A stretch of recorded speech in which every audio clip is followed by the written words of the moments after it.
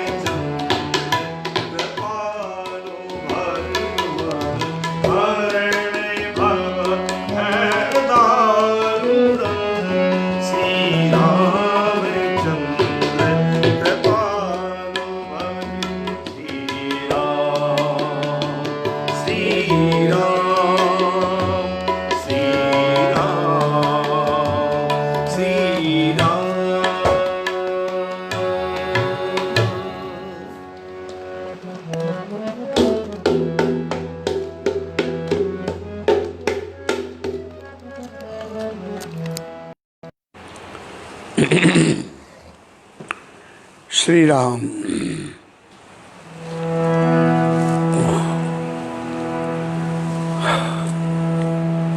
आइए हम आप सब मिलकर भगवान का ध्यान करते हुए ओम की ध्वनि लगाते हैं। चित्तवृत्ति अनुकूल हो, श्री राम कथा के लिए मन बुद्धि हृदय सरल बन जाए, इसलिए 2 बार ओम की ध्वनि लगाइए। हो सके तो सीधे बैठिए। हरि ओम।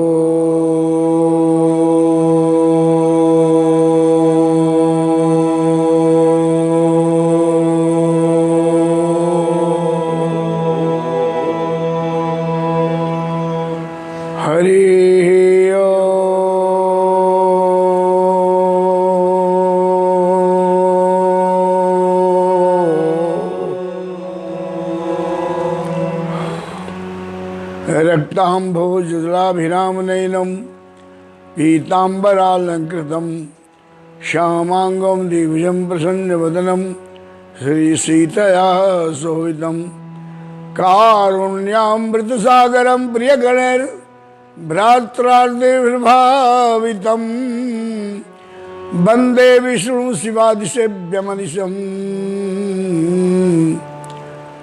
भक्तिष्टसिद्धिप्रदम्। जय जय वीणाधारणी, जय मातु देवी सरस्वती, करने गदाया दास पर, होवे हृदय कण कण यति। कूदना हम चाहते हैं प्रभु चरित सिंधु अपार में, कर पारु बेड़ा शारदे, बनकर तरणी मझधार में। महावीर बिनवौ हनुमाना, राम जासु जस आप बखाना। आकाशात् पतितं तोयं यथा गच्छति सागरं, सर्वदेवा नमस्कारः केशवं प्रतिगच्छति। ओम गंगणपते नमः, ओम हुं गणपते नमः। हरि ओम श्री गुरुचरण कमलेभ्यो नमः, ओम परशुराम पतये नमः, सर्वेभ्यो देवेभ्यो नमः, अंबिकाय नमः, श्री यज्ञपुरुषाय नमः। श्री राम जय राम जय जय राम, श्री राम जय राम जय जय राम, श्री राम जय राम जय जय राम। गाइए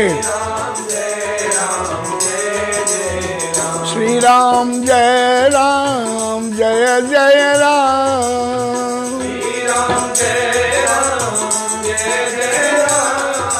श्री राम जय जय राम। मंगल भवन अमंगल हारी,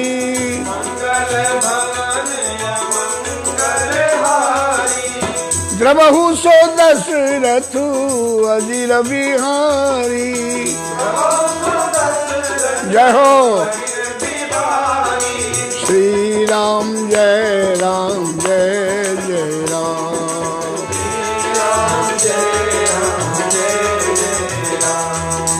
महावीर बिनवौ हनुमाना,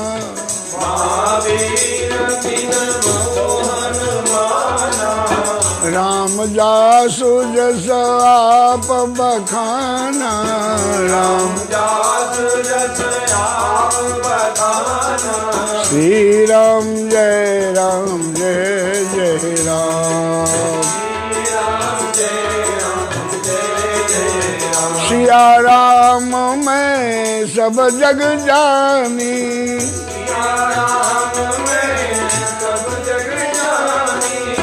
करहु प्रणाम जोरी जुग पानी, करहु प्रणाम जोरी जुग पानी। जय हो श्री राम जय राम,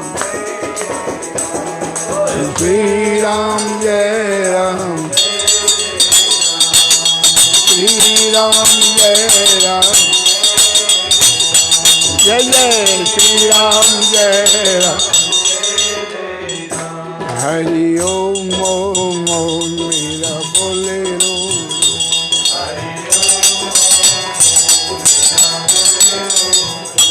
हरि ओम ओम मेरा बोलेरो रोम,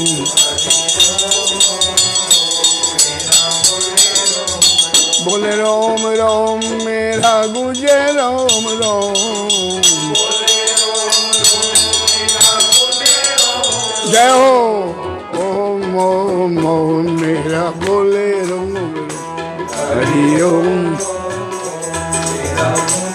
ओम रोम हरि ओम ओम ओम, बोले रोम रोम हरि ओम। बोली सच्चिदानंद भगवान की, गंगा मैया की, श्री मारुति नंदन भगवान की, श्री राम जय राम, श्री राम जय राम, श्री राम जय राम। राजा राम राम राम राजा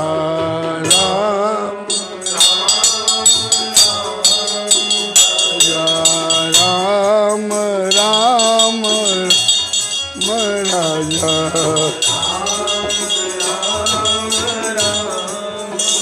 राजा राम राम राम राजा,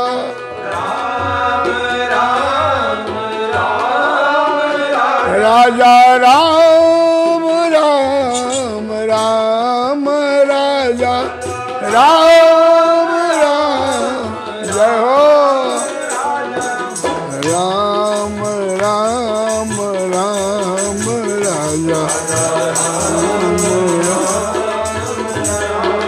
राजा राम राम राम राजा।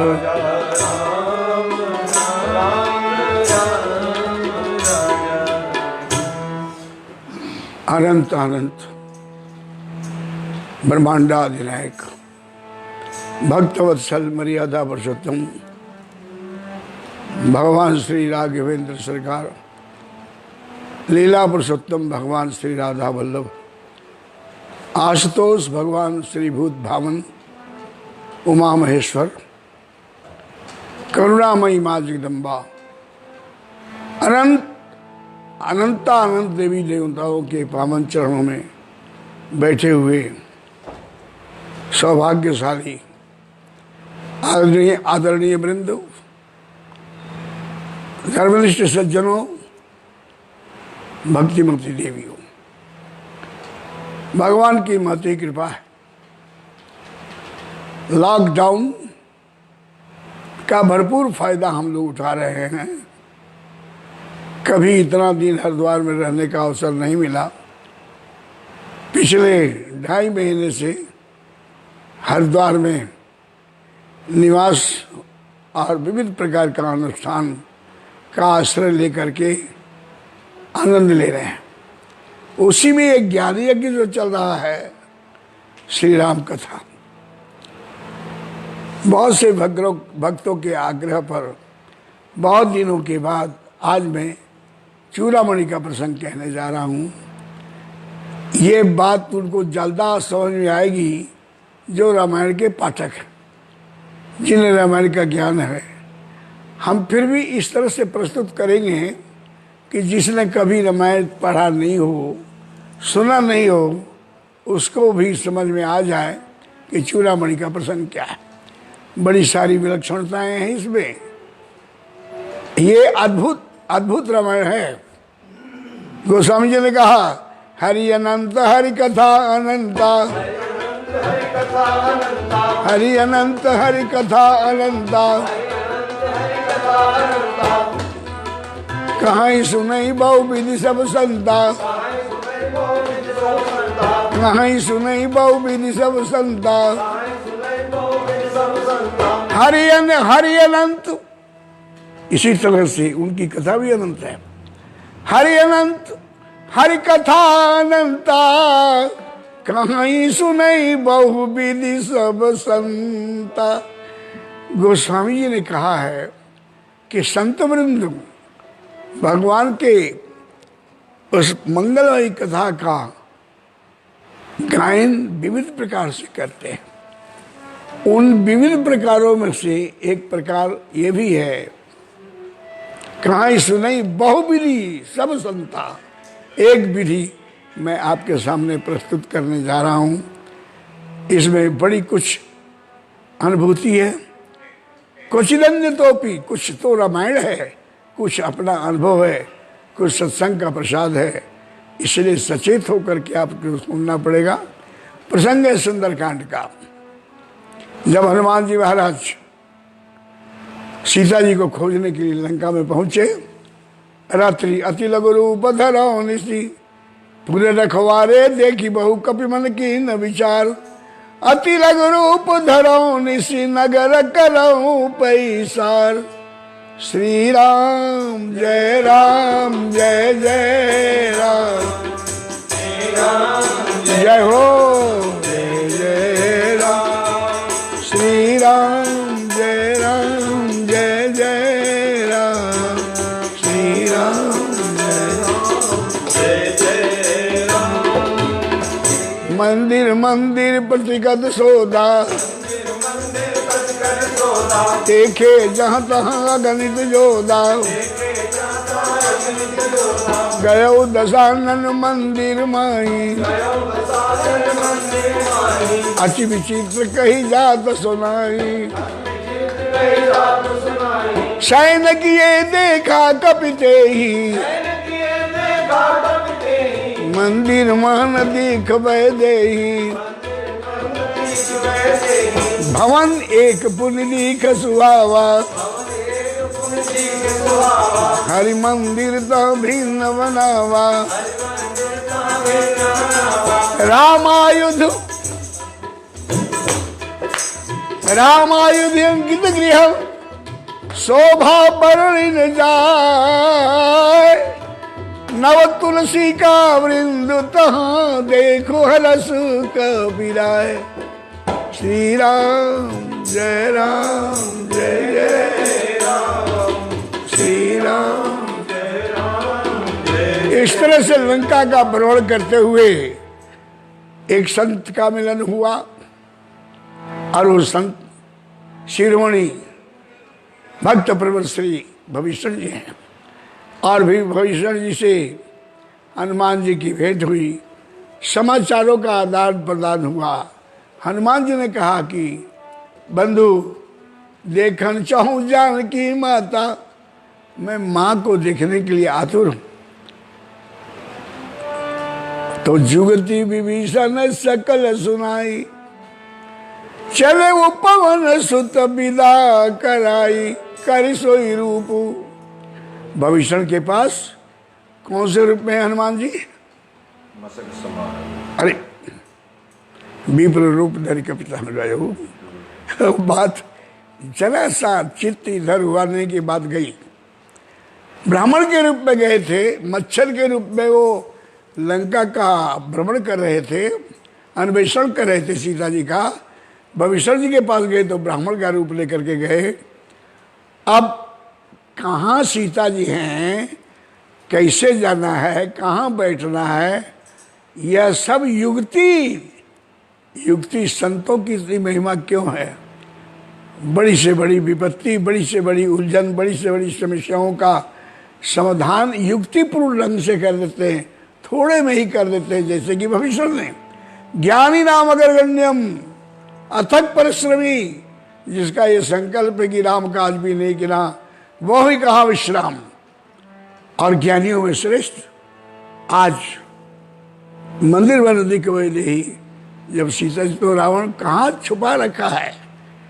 जब आदमी उलझ जाता है, खो जाता है, किंग कर्तव्य विमूढ़ हो जाता है, दिशा शून्य हो जाता है, तो भगवान की कृपा से जीवन में एक संत का आगमन होता है और संत मार्गदर्शक बन करके उसको मंजिल तक पहुंचा देते हैं। जैसे भविष्य जी महाराज तो चले उपवन से विदा कराई, करि सोई रूप गयो पुनित हवा, बन अशोक सीता रह जावा, तरु पल्लव मह रहा लुकाई, करे विचार करो का भाई, तरु पल्लव मह रहा लुकाई। अशोक का वृक्ष जो था जिसके नीचे माँ जानकी बैठी थी, उन पत्तों में जाकर के हनुमान जी छुप गए। अब मच्छर ही बैठ सकता है, पत्ते पर तो मच्छर ही बैठ सकता है, तो कैसे रूप गए ऊपर वही मच्छर का। और करे विचार करो का भाई। फिर रावण आता है, रावण ने बड़ी धमकी दिए, ये सब प्रसंग है। और ऐसा कह करके गया कि माँ सदिवस माँ कहा न माना, तो मैं मारब काढ़ कृपाना। 1 महीने की अवधि, सीता अगर तुमने हमारी बात नहीं मानी, मेरे प्रस्ताव को तुमने स्वीकार नहीं किया, और याद रहे प्रस्ताव कोई ऐसा नहीं था ना, यहाँ तो रावण क्या सीता जी का अनन्य भक्त है। सीता रावण को हम दुराचारी बेविचारी नहीं कर सकते यहाँ, क्योंकि जब वो सीता जी को देखा तो हरण करने के पहले मनमा चरण बंद सुख माना, पहले सीता जी को उसने प्रणाम किया और अपने मृत्यु का कारण को मूर्तिमान करता हुआ सीता जी को ले गया। और सीता जी को अपने अतिथि गृह में, अपने महल में नहीं, एक सार्वजनिक जगह पर रखा, पब्लिक प्लेस में रखा, और वो है अशोक वाटिका, एक वृक्ष के नीचे। और एक बात मैं और आपको बता दूं कि रावण कभी भी सीता जी से मिलने के लिए प्राइवेटली नहीं गया, अकेले नहीं गया, क्योंकि एकांत प्रभु से भी मिला देता है और एकांत विषयासक्त भी बना देता है। तो एकांत ज़्यादा उचित नहीं है, इसलिए जब भी गया तो मंदोदरी आदि सब रानी, सब अपने स्त्रियों को, अपने रानी पटरानियों को साथ लेकर के रावण पहुंचता है। ये रामायण का दिव्य चरित्र है। खैर, तो जब रावण ऐसा धमकी देकर के गया तो सीता जी ने जो भी विलाप करना था, वो प्रसंग है, अभी वो नहीं, मैं किसी और जगह पहुंचना चाहता हूँ। त्रिष्टा नाम से उसने अपनी वेदना कही माँ जानकी ने, और कहा कि माँ आन काठ रुचिता बनाई, दूसरा भी रह अब नहीं सही जाई, लकड़ी लाओ और उसमें आग लगा दो, मैं अपने शरीर और प्राण को भस्मीभूत कर दूंगी। अब मुझसे रहा नहीं जाता राम के विरह और रावण के अत्याचार। बहुत समझाने के बाद त्रिष्टा ने कहा कि रात्रि बहुत हो गई है, अब आग नहीं मिलेगा। निशी ना अनल में निशुंस कुमारी, अस कई सो दिज भवन सिधारी। अब माँ जानकी विलाप कर रही हैं, चंद्रमा से अग्नि मांग रही है, अशोक के पेड़ से अग्नि मांग रही हैं। रामायण पढ़ने वालों ने पढ़ा होगा। हनुमान जी उस पत्ते में से सब कुछ देख रहे हैं।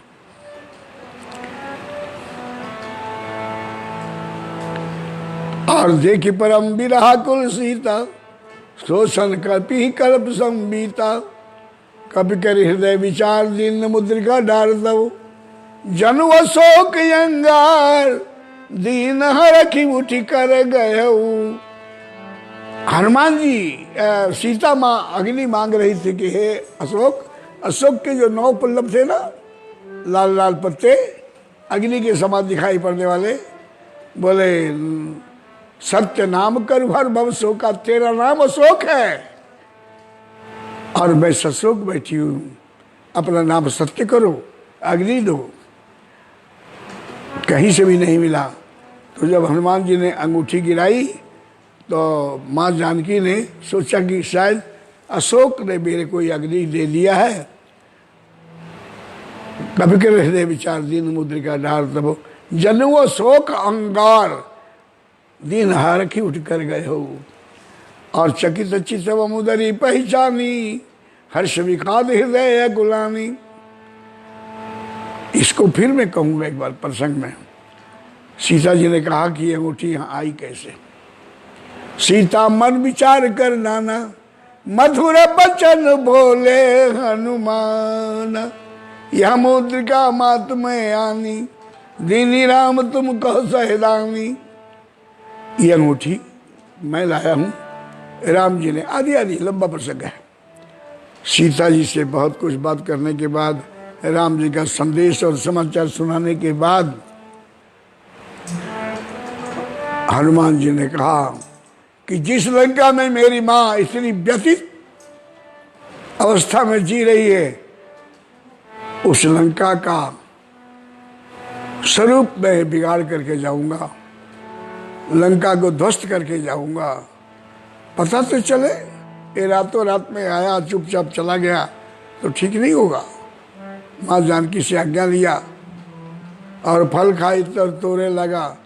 फल को खाया, पेड़ों को तोड़ना ओड़ना शुरू किया।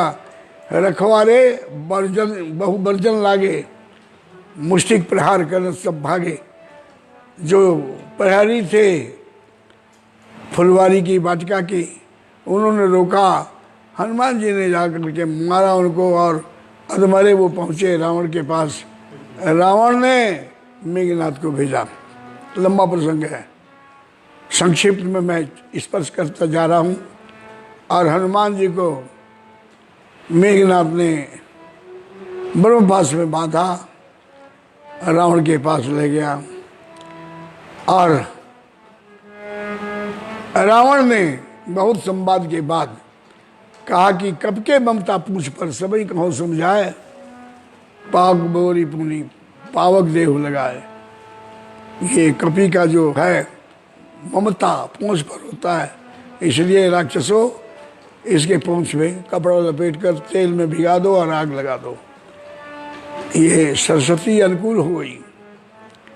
और लंका को जलाया हनुमान जी ने। लंका जलाने के बाद समुद्र में कूद पड़े। पूछ बुझाई खोज श्रम, धरि लग रूप बहोर। जनक सुता के आगे ठाड़ भयो कर जोर। पूछ को बुझाया और माँ जानकी के पास पुनः आए। बोले माँ मेरा कार्य हो गया, अब मैं जा रहा हूं, कृपा करके माँ तो मोही दीजे कछु चीना। माँ तो मोही दीजे कछु चीना, जैसे रघुनायक महीना। चूड़ामणि उतार सब देऊ, हरक समेत पवन सुत लेऊ।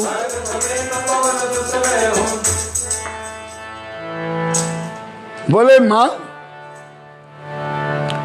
आप भी कुछ निशानी सहदारी दे दो, कुछ चिन्हारी दे दो,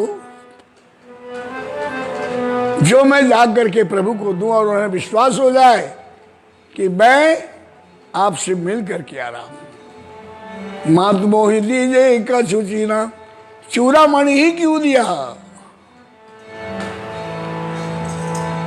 तो सीता जी ने विचार किया।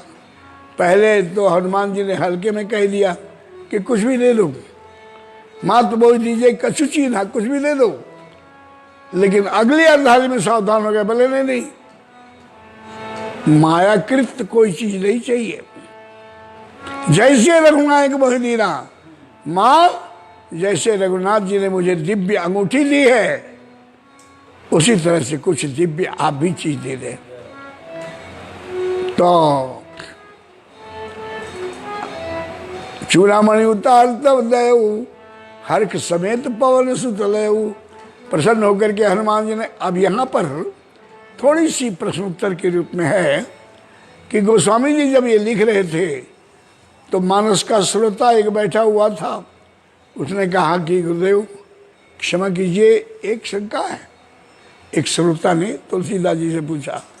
बोले चूड़ामणि सुहाग था, सो सीता क्यों दीन। ब्रह्मचारी हनुमान थे, सो सुहाग क्यों लीन। अब इस तरह से ये प्रश्न उत्तर के रूप में चूड़ामणि का प्रसंग चलेगा। हनुमान जी ने कहा पहले तो ये विचार करो कि चूड़ामणि ही क्यों दिया।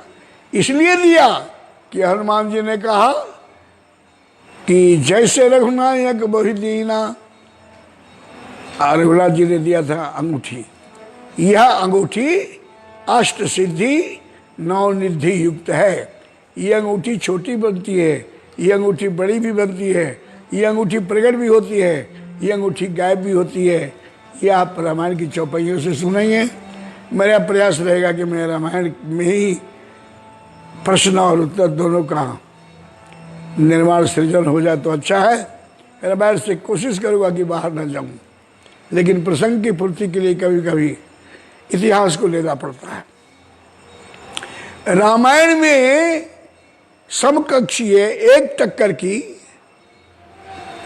केवल 4 चीजें हैं।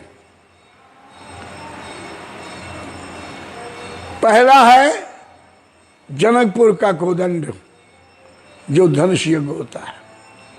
उस धनुष में बड़ी विलक्षणता है।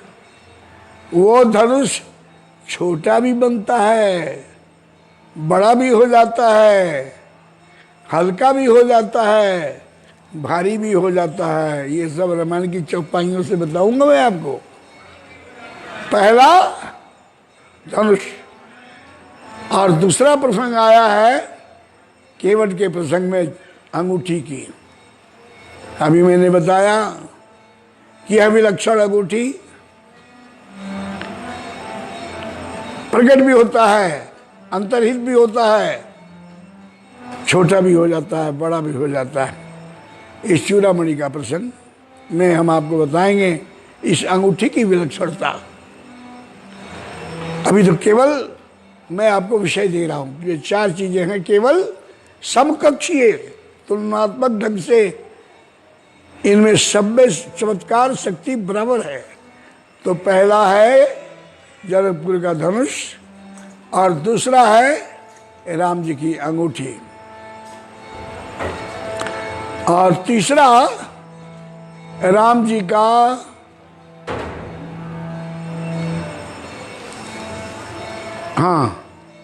पहला है धनुष, दूसरा है अंगूठी, तीसरा है चूड़ामणि। सुंदरकांड आया। ये चूड़ामणि का एक चमत्कार सुनिए। दुनिया के सभी जेवर दिन प्रतिदिन 1 मासा 2 मासा जैसा भी है घिसता है, उसका वजन कम ही होता है। लेकिन ये चूड़ामणि यथावत रहते हुए रोज 6 मासा सोना ये उगलता है, और उस सोने में मणिमा दामिनी सरिस प्रकाशा उगले उदय कनक खट बासा, बिजली की तरह उसमें चमकती, और रोज 6 मासा वो प्रकट करती थी, 6 बूंद रोज।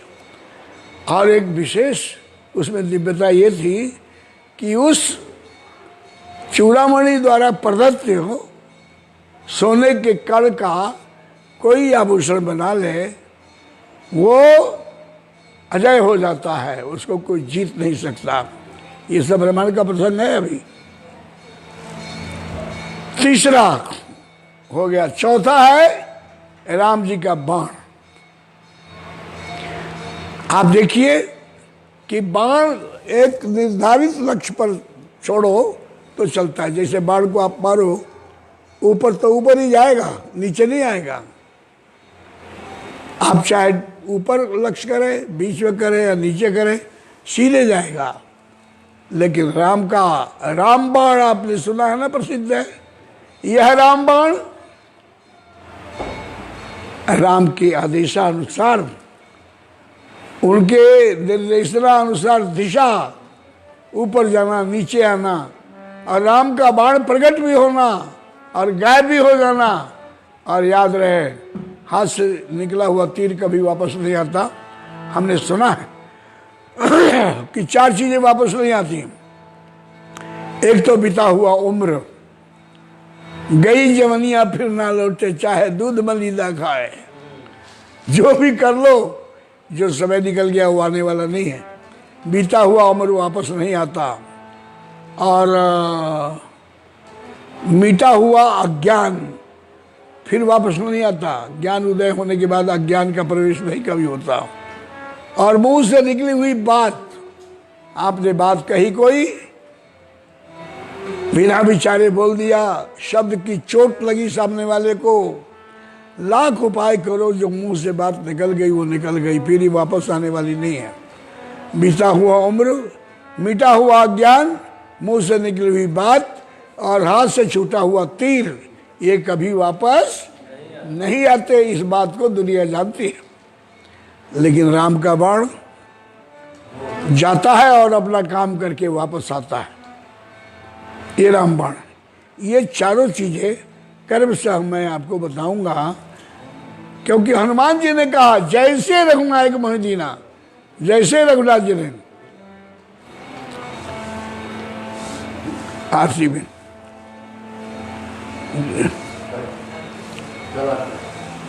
श्री राम जय राम, प्रेम से बोलो श्री राम, श्री राम जय राम जय जय, श्री राम जय राम जय जय राम, श्री राम जय राम जय जय राम, श्री राम जय राम जय जय राम, श्री राम जय राम जय जय राम। ये चारों चीज का समन्वय, तुलनात्मक ढंग से इनका दृश्य, इनका इतिहास, इनका कार्य, चमत्कार, ये सब हम आपको बताएंगे। सुनिए। अब पहला प्रसंग किसका आया बताओ? हाँ, डरो मत, बताओ। आप सुन रहे हैं ना? धनुष, अंगूठी, चूड़ामणि और राम का बाण, ये चार चीजें। तो पहले प्रसंग किसका आया? धनुष का, जो धनुष यज्ञ हो रहा था। उस धनुष यज्ञ की, चलिए उधर चलते हैं। रामायण में, अभी मैं उस प्रसंग को फिर कहूँगा। रामायण में लिखा है कि 10,000 राजा उस धनुष में चिपक गए। भूप सदस्य एक ही बारा, लगे उठावन टराइन टारा। 10,000 राजा उस धनुष को लगे उठाने हैं। तो धनुष का साइज कितना होगा? कम से कम 10,000 फीट, क्योंकि उठाना, तोड़ने के लिए उठाओगे तो दोनों हाथ लगेंगे। 1 फुट हो गया, 1 फीट हो गया। तो 10,000 राजा अगर लग गए उसको उठाने के लिए, तो धनुष का साइज इतना लंबा, ये बात कुछ समझ नहीं आ रही है। आइए इसको दूसरे ढंग से समझते हैं। पहले तो आप समझें कि इस धनुष का इतिहास क्या है। संक्षेप में, जैसा मैंने महापुरुषों से सुना है कि 3.5 शस्त्र बने। कोदंड, जो पिनाक के नाम से है, पिनाक, और शायद विस्मृति न हो रही हो, सारंग, और गांडीव, और इंद्र का वज्र।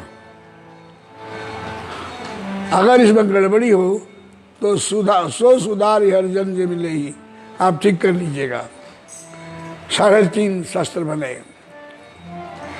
और ये जो पिनाक है, पिनाक नाम का धनुष, ये शंकर जी के पास पहुंचा।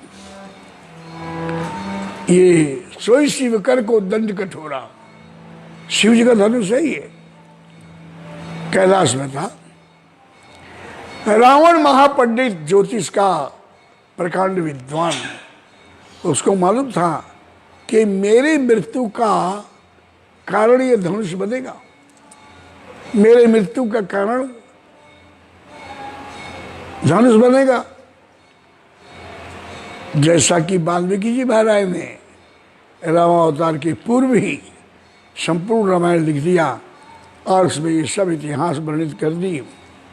आदि कवि ने। तो रावण ने कहा कि मैं धनुष भगवान शंकर से मांग लेता हूं, और वो कैलाश पहुंचा, भगवान की प्रशंसा स्तुति प्रार्थना किया, और उसकी भक्ति श्रद्धा से प्रभावित होकर के शंकर जी ने कहा कि रावण वरदान मांगो। बोले प्रभु, आपका जो छोटा कैलाश लंका है, जहाँ पहले से विराजमान हो, आपके उस संग्रहालय में दुनिया की हर दिव्य चीज जो आपको प्रिय है संग्रहित है, बस इस पिनाक की कमी है। अगर ये आपको विचार करना होगा कि कैलाश में जो पिनाक नाम का गोदंड है, ये जनकपुर कैसे पहुंचा। रावण ने मांगा, और आशुतोष अपने आश्रित को तुष्ट करने वाले भगवान शंकर कभी ना नहीं करते। उन्होंने कहा ठीक है भाई, ले जाओ। रावण ने धनुष को उठाया। शंकर जी ने सावधान किया कि सावधान रावण, ले तो तू जा रहा है, मेरा भक्त है, मैं यहां भी हूं, तेरे लंका में भी बैठा हूं, ले जा, लेकिन अगर ये कहीं तूने जमीन में रख दिया, फिर ये तेरे से उठने वाला नहीं है। रावण ने कहा महाराज, ये कैलाश है और वो त्रिकुट पहाड़ है जिस पर लंका है, 3 चोटियों वाला त्रिकुट। मैं यहाँ से जंपिंग करूंगा, मारूंगा छलांग, सीधे पहुंचूंगा। और ऐसा ही हुआ। रावण वहां से चला, देवताओं में खलबली मच गई। ये तो सब रामायण का उल्टा पुल्टा हो जाएगा। अगर ये चला गया धनुष, तो जो धनुष यज्ञ लिखा हुआ उसका क्या होगा, राम जानकी का ब्याह का क्या होगा, सीता का हरण और रावण का विनाश फिर कैसे होगा। तो देवताओं ने वरुण देवता की प्रार्थना की, जो जल के राजा हैं। वरुण देवता प्रकट हुए और कहा कि महाराज, हमारी विपत्ति के वक्त पर, समय पर आपकी सहायता चाहिए। बोलो देवताओं, क्या बताइए, क्या सेवा है मेरे लिए। बोले रावण आ रहा है महाराज, और जैसे वो भारत में प्रवेश करता है, मिथिला में प्रवेश करता है, आप उसके पेट में प्रवेश कर जाएं। और त्रिकाल संध्या करने वाला रावण धनुष को लेकर कभी पेशाब करने नहीं बैठेगा, कहीं ना कहीं वो रखेगा और फिर वहां रखा रह जाएगा। वरुण देवता ने कहा ठीक है। जैसे वो तलहटी में पहुंचा, नेपाल कैलाश होते हुए, तो जब जनकपुर में पहुंचा तो वरुण देवता ने उसमें प्रवेश किया और उसको बड़ी तीव्र प्रेशर हुआ, पेशाब करने की इच्छा हुई, लेकिन वो इधर उधर देखा। उसको याद था कि शंकर जी ने कहा कि अगर तुमने रख दिया तो ये फिर उठेगा नहीं। रावण उस दिव्य शिव धनुष को लेकर बैठ नहीं सकता था, पेशाब करने, वो धनुष अपवित्र होगा, और रख दें तो फिर उठेगा नहीं। ऐसी दुविधा के समय में क्या करे, वो इधर उधर देख रहा था। इतने में भगवान नारायण पहुंचे, एक वृद्ध ब्राह्मण का रूप लेकर के। रावण ने देखा एक बूढ़ा सा ब्राह्मण नजर आ रहा है। बोले पंडित जी जरा इधर आइए, जल्दी आइए जल्दी। पंडित जी आए और कहा कि ये धनुष आप कुछ देर के लिए रख लो और मैं लघुशंका से निवृत्त हो जाऊं, उसके बाद मैं अपना धनुष ले लूँगा। पंडित जी ने कहा कि ठीक है भाई, जल्दी करना जरा। अब वो धनुष लेकर के पंडित जी बैठे हैं, खड़े हैं। हाँ, वो बैठा पेशाब कर रहे। 10 मिनट हुआ, 15 मिनट हुआ, आधा घंटा हो गया। बूढ़ऊ बाबा कह रहे थे बार बार कि भैया मेरे कंधा टूटा जा रहा है, जल्दी हो। बोले पंडित जी बस अब फिनिश होने वाला है, अब हो गया। अब 7 समुद्र जहाँ बैठा है वहाँ कब कैसे खत्म होगा। अंत में उस ब्राह्मण ने उस धनुष को वहां रख दिया। तब उसकी निवृत्ति भी हो गई और वो हाथ वाथ धोया आचमन कर करके जब धनुष को उठाने लगा तो बहुत कोशिश करने के बाद भी वो धनुष को नहीं उठा सका, और वो धनुष नहीं उठा सका, अंत में हार करके रावण चला गया। एक दिन महाराज जनक को आभास हुआ, उधर पहुंचे और भगवान शंकर का ये दिव्य अनंत प्रकाश से सुप्रकाशित धनुष को प्रणाम किया और रोज पूजा करने लगे। धनुष यज्ञ की आवश्यकता क्यों पड़ी? पूजा करने लगे तो एक दिन उनको बाहर जाना था राजकाज में, और उन्होंने कहा वैदेही से, बोले बेटी जानकी धनुष की पूजा आज तुम कर लेना। सीता जी सवेरे पहुंची पूजा करने के लिए, तो रावण जिस धनुष को नहीं उठा सका, कैलाश को उठा लेने वाला, बेचारे जनक जी कहाँ से उठा पाते। तो माँ जानकी ने देखा कि वह चारों तरफ कूड़ा पड़ा हुआ है, घास जमे हुए हैं, और उसी में पिताश्री पूजा कर देते हैं। माँ जानकी ने बाएं हाथ से धनुष को उठा लिया और वहाँ जितने घास वास थे उसको नोच नाच करके साफ सफाई करके लीप कर चौका होगा लगा करके धनुष को रखा, पूजा किया, वापस आ गए। अगले दिन जब जनक जी पहुंचे पूजा करने के लिए तो वहाँ की दिव्यता आश्चर्यचकित, बोला बेटी सफाई किसने किया? धनुष के नीचे तो बहुत से घास वास जम गए थे। बोले पिताजी क्षमा कीजिए मैंने उठाया। अब जनक के प्रश्न दिमाग में आया कि मेरी बेटी इतनी शक्तिशाली, इससे इसके बर की तलाश करने का क्या माध्यम है, कैसे किया जाए? तो देखा कि जिसने उठा लिया उससे भी कोई अधिक बलवान हो जो इसको तोड़ दे, तब इनकी जोड़ी मिलेगी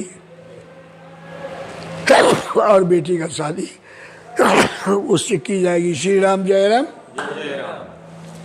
धनुष यज्ञ का कारण भी यही बना, योग्य वर की तलाश। तो ये मैंने संक्षिप्त में आपको बताया कि धनुष यहाँ पहुंचा, और जब उसकी धनुष यज्ञ की घोषणा हुई, इन बातों का चौपाई अगले चौपाई में पूर्ति है, स्टैंप है, मोहर है। बंदी जन उठे धनुष यज्ञशाला में, सब जितने धनुष यज्ञ में आने वाले उम्मीदवार थे सब बैठे हैं। विश्वामित्र, श्री राम लक्ष्मण भी बैठे हैं, और जनकपुर के स्त्री पुरुष हर वर्ग के लोग बैठे हैं यज्ञशाला में। जनक जी का इशारा हुआ और जनक जी ने कहा कि बंदी जनों घोषित करो, इन सबों को आवाहित करने का उद्देश्य क्या है, धनुष यज्ञ के साथ क्या शर्तें हैं? तो बोले बंदी बचन बर भुजा उठाए विशाल, पन विदेह कर कहीं हम सुनहु सकल मई पाल। हे राजाओ सुनो, जनक जी की जो प्रतिज्ञा है उसकी घोषणा मैं आपके साथ कर रहा हूं, सुनिए। सारे चौकन्ने हो गए, बोले सुनो। रावण बाण छुआ नहीं चापा, हारे सकल भूप कर दापा, भूप सहस दस एक ही वारा लगे उठ।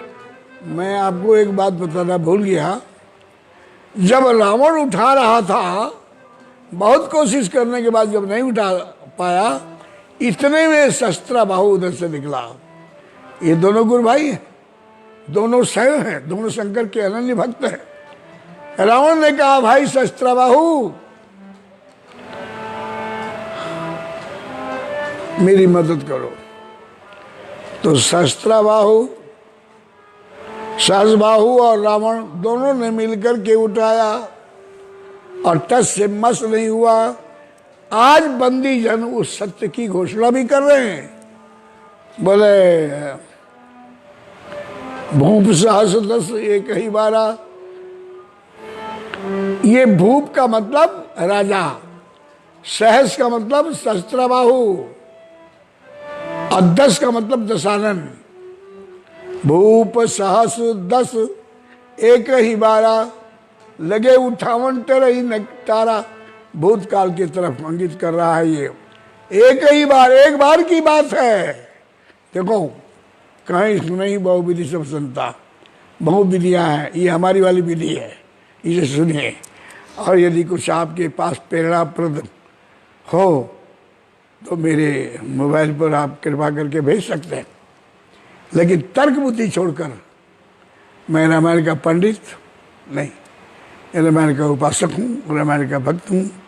गोस्वामी जी ने हम लोगों को जगत दे रखी है, काहे सुनाई बहुविधि सब सुनता, आनंद लो, तर्क नहीं। गोस्वामी जी ने कहा कि सादा कागज मिल गया है, इतिहास मिल गया है, सत्य कहूली कागज कोरे, कुछ इसमें अतिशोक्ति नहीं है। और ऐसे ऊपर करई ये शंका, मोते अधिक जड़मती लंका।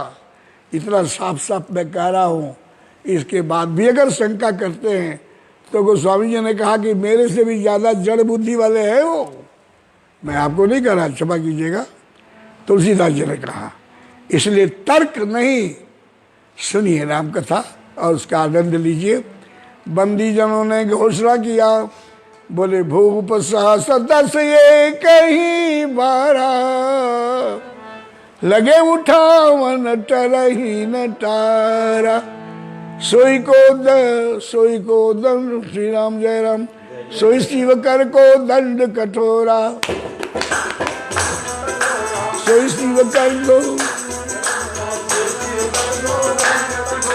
राज समाज आज यही तोरा,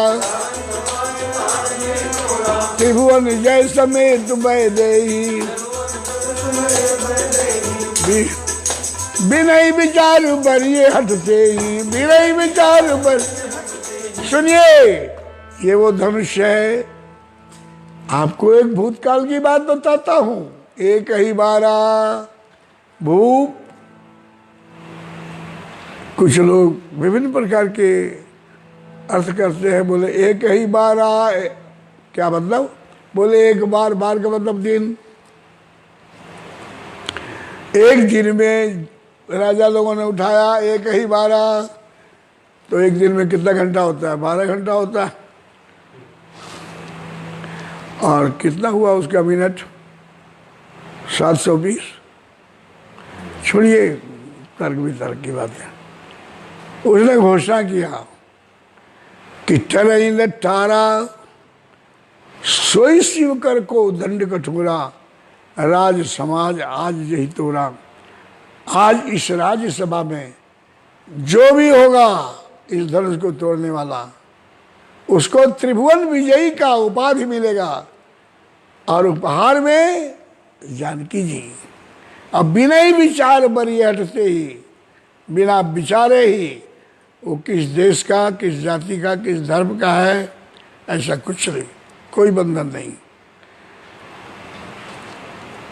राज समाज जो तोरा, त्रिभुवन जय समेत दुबई ले ही, बीजा ही विचार बरिए हटते ही।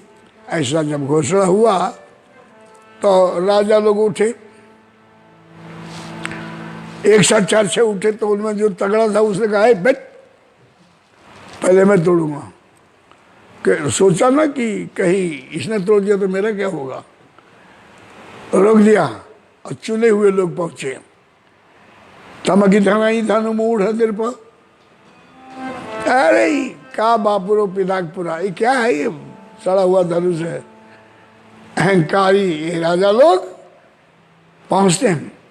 तमकी धरई धनु मूढ़ दिल पर, उठई न चलई ल जाए, मनहु पाई भट बाहुबल, अधिक अधिक गरुआए। मैंने आपको बताया कि 4 चीजें समकक्षीय हैं: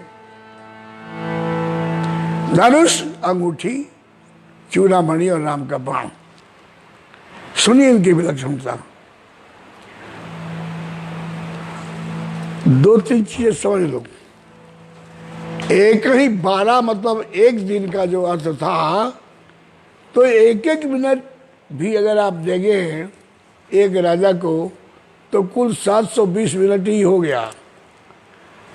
अभी 9,280 कैंडिडेट बाकी रह जाते हैं। एक दिन में एक एक मिनट दिया जाए तब भी नहीं समझ में आया ना गणित का मामला। आगे बढ़ो।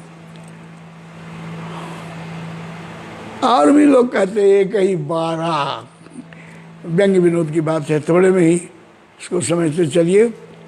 तो भूप सहस्र एक ही 12, इसका वही अर्थ है, भूतकाल की तरफ इंगित करता है कि भूप सहस्र मतलब सहस्त्रबाहु, 10 का मतलब दशानन। ये आधा नाम लेकर के संबोधक है। जैसे दशरथ जी का नाम, रावण का नाम भी अनंत है और उसका नाम रावण तो रोवण था इसका नाम।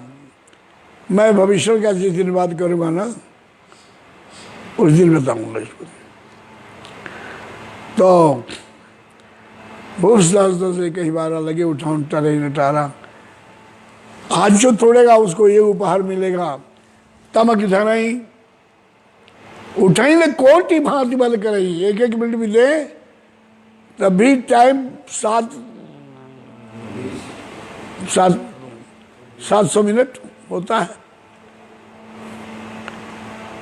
जबकि कोटि भांति बल करई, करोड़ों प्रकार से उठा रहे। खुद उठाना है तनिया उतारे उठाओ है नहीं बहो तनिया लगा दो। पता नहीं क्या बांस ले आए हो उससे अलगा रहे हैं। अब कोटि भांति है ना, मैं तो था नहीं उस दृश्य को ठीक से बता नहीं सकता, लेकिन कोटि प्रकार से उपाय कर रहे हैं।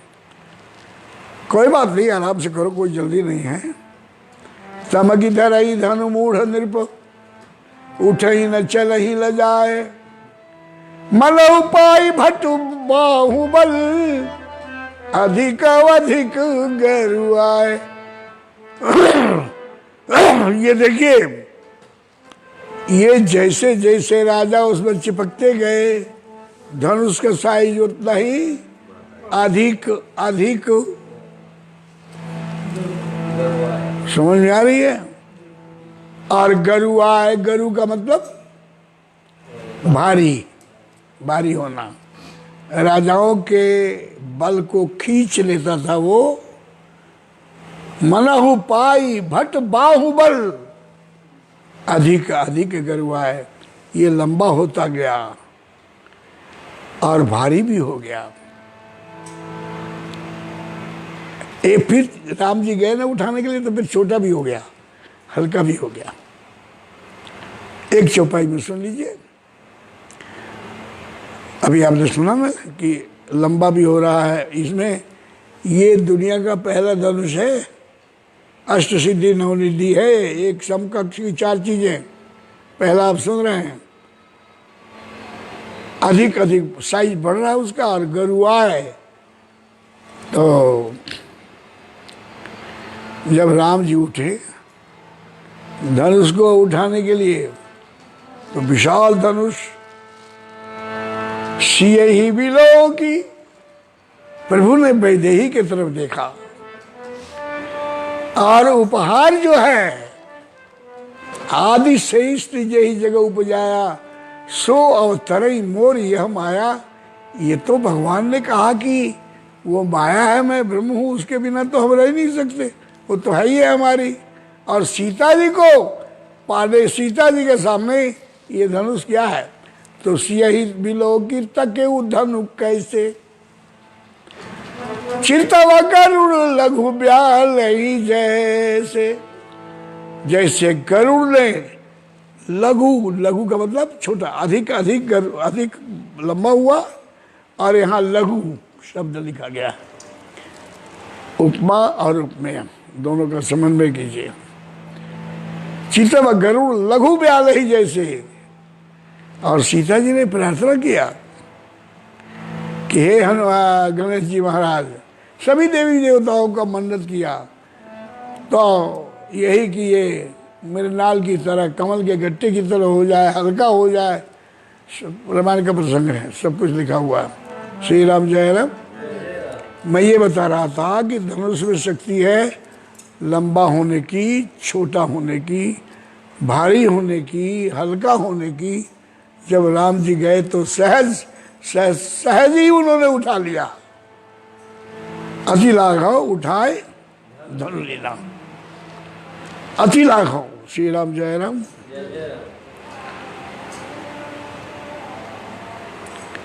जब राम जी, अब आप कहेंगे कि वो अधिक अधिक कैसे हो गया? इसलिए हो गया कि वो धनुष जिंदा था, उसमें ये शक्ति थी। मनऊ पाई भट्ट बाहुबल, राजाओं के, वीरों के, महापुरुषों के बल को खींच लेता था।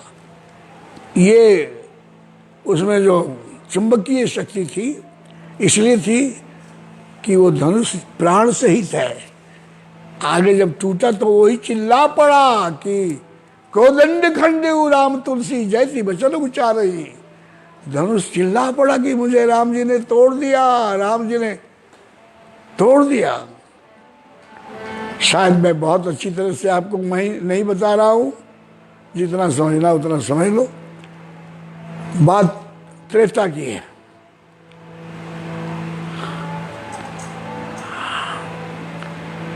सतयुग में प्राण था वायु में कोश में, त्रेता में प्राण अस्थि में कोश में होता था। जब तक हड्डी है तब तक आपका प्राण रहेगा। द्वापर में रक्तमय कोश में आ गया प्राण, जब तक खून है शरीर में जिंदा रहेंगे आप। और कलयुग में अन्नमय कोश में प्राण आ गया, अन्नमय कोश में। तो ये बात त्रेता की है। दधीची जी महाराज ने जीवित अवस्था में अपने शरीर को देवार्पण कर करके जो शेष बचा था हड्डी, उसके शस्त्र बने और उसी से ये पिनाक भी बना। तो हड्डी था। आपको एक बात और बता दूं रामायण की, कि जब राम जी पहुंचे धनुष तोड़ने के पहले, उन्होंने धनुष को प्रणाम किया। लेत चढ़ावत खंचत गाड़े, काहू न लखा रहे सब टाड़े। श्री राम जय राम। मने अतिशयोक्ति की हद हो गई। जब गुरु जी ने कहा उठो राम भंजऊ भव चापा, मेटऊ तात जनक परितापा। और सहजी श्री राम चले धनुष की तरफ गुरु जी को प्रणाम कर करके, गुरु ही प्रणाम मन ही मन की ना, अति लागव उठाई धनु।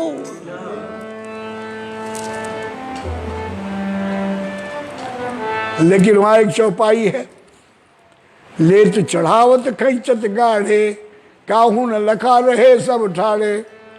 लेत चढ़ावत खैचत, धनुष को लिया, चढ़ाया और खींचा।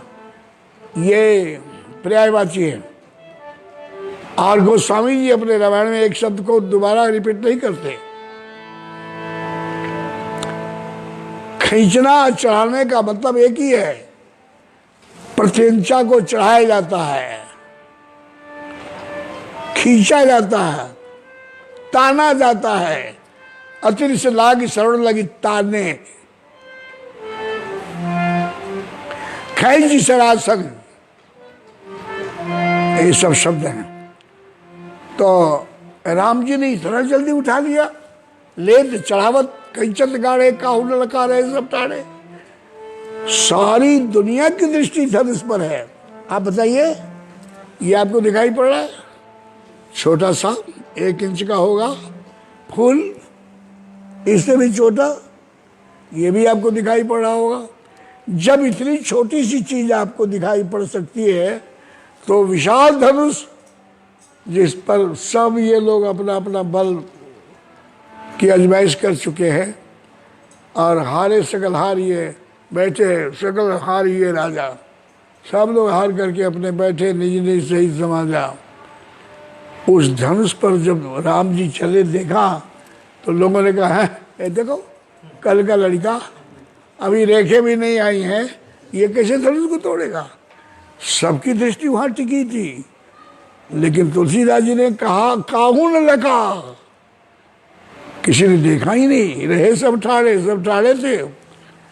तो इसका अर्थ एक और भी है आपको, शब्दार्थ भावार्थ गुणार्थ। इसका भावार्थ मैं आपको बताता हूं, गुणार्थ भी कर सकते हैं आप। ये अस्थि है, हड्डी का धनुष। तो आज पूर्वज के अस्थि को तोड़ना पड़ रहा है राम जी को। तो राम जी ने कहा कि हम अपने पूर्वजों की अस्थियों को गंगा जी में श्रद्धा भक्ति के साथ ले जा करके विसर्जित करते हैं, पूजा कर करके चढ़ाते हैं। आज मुझे तोड़ना पड़ रहा है। तो उन्होंने पूजा किया। लेत, चढ़ावत, खैंचत, गाढ़े, 4 चीजें हैं। अगर धनुष पर लगाएंगे तो धनुष को लिया, खींचा, चढ़ाया, दोनों का मतलब तो एक ही हुआ। तो यहां क्या है, जब खड़े हुए तो गुरु ही प्रणाम, मन ही मन कीना। विश्वामित्र को मन ही में प्रणाम किया, इसलिए कि अगर मैं जाके गुरु जी को ऐसे प्रणाम करूंगा तो ये कहेंगे मखौल करने वाले, अरे ये लड़कवा ने थोड़ी तोड़ा, वो तो वशिष्ठ जी का आशीर्वाद था विश्वामित्र का जो तोड़ दिया। इसलिए मन ही मन में प्रणाम किया, किसी को पता नहीं है। और दीन आशीष मुदित मन माही, विश्वामित्र ने भी मन ही मन में आशीर्वाद दिया, बेटा विजयी हो। तो लेत लिया क्या, गुरु जी का आशीर्वाद। लेत चढ़ावत, चढ़ाया क्या, मानसिक फूल। हमारे वैदिक उपासना में एक मानस पूजा की पद्धति है। आपके पास पानी, चंदन, चावल, धूप, दीप, नैवेद्य कुछ भी नहीं है, और आप उस श्लोक का जब पाठ कर लेते हैं, रत्ने कल्पितवासनम हिम जले स्नानम च दिव्यांबरम नाना रत्न विभूषितम मृगबदा मोदांकितम चंदनम, ये श्लोक है मानस पूजा। मानसिक फूल, मानसिक पानी, मानसिक चंदन, मानसिक चावल, मानसिक धूप, मानसिक दीप, मानसिक नैवेद्य, मानसिक पान भोजन के बाद, तांबूलम। तो राम जी ने अपने पूर्वजों के अस्थि पर श्रद्धा के मानसिक पुष्प चढ़ाए। लेत गुरु जी का आशीर्वाद, चढ़ावत फूल, और खैंचत गाढ़े। गाढ़ कहते हैं तकलीफ को, मुसीबत को, दुख को। ये अवधि में है, गाढ़ परे पर काम ही है।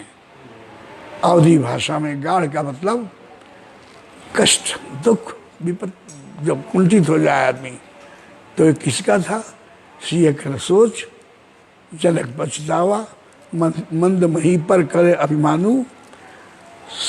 सीता जी के मानसिक कष्ट को, जनक जी के कष्ट को, सुनैना माता के कष्ट को, राजाओं के अहंकार को खींचा, किसी को पता नहीं है।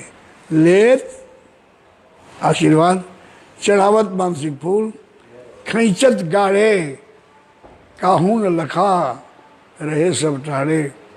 और इस तरह से धनुष की दिव्यता को स्वीकार करते हुए हम आपको बताना चाहते हैं कि जब वो धनुष टूटा तो वो खुद बोल पड़ा, राम बनी सी बंजे चापा।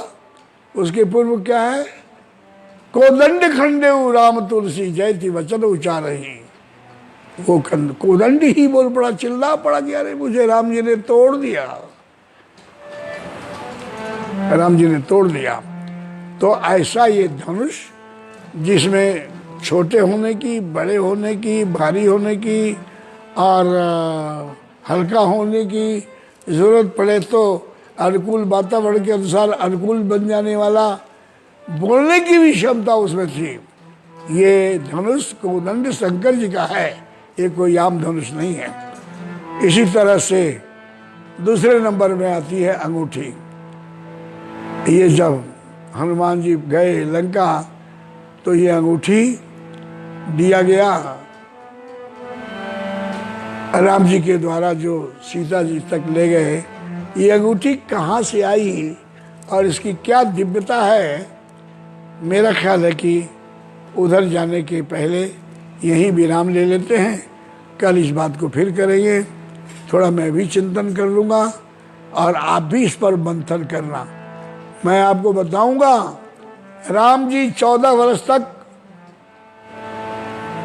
ग्रामवास नहीं उचित सुनी, गुहै उभयो दुख भार। स्वयं राम जी कहते हैं कि मैं पिता वचन में नगर ना हूँ। लेकिन कल हम लोग देखेंगे कि भगवान श्री राम लंका में गए और सीता जी से बातचीत भी किया और अंगूठी राम जी लाए। ये सुनने उटपटांग लग रहा है, लेकिन कल बात करेंगे और रामायण की चौपाइयों से बात करेंगे। आपको एकाग्र होकर के सुनने की आवश्यकता है। हमें निज धर्म पर चलना, हमें निज धर्म पर चलना, बताती रोज रामायण, बताती रोज रामायण। सदा शुभ आचरण करना, सदा शुभ आचरण करना, सिखाती रोज रामायण, सिखाती रोज रामायण। आज मैंने इस धनुष की उत्पत्ति स्थल बताया और कैलाश से ये जनकपुर कैसे पहुंचा ये बताया, और धनुष यज्ञ का कारण क्या हुआ ये बताया, और धनुष की विलक्षणता ये बताया। कल हम अंगूठी पर, चूड़ामणि पर विचार करेंगे। कल की बात कल करेंगे। बहुत बहुत धन्यवाद, साधुवाद। आपने हमारा साथ दिया। श्रवण कर करके कहाँ ही सुनहि अनुमोदन करही, भाव बारिद गोपद ही उतरही।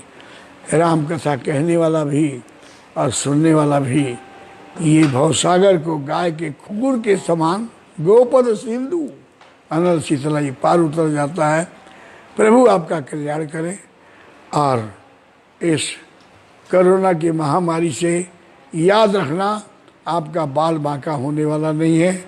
घबराइएगा मत, ज़्यादा टेंशन में जाने की ज़रूरत नहीं है और मस्त रहो। हम तो हमारी मस्ती में बस झूमते चले हैं। आगे की बात कल करेंगे।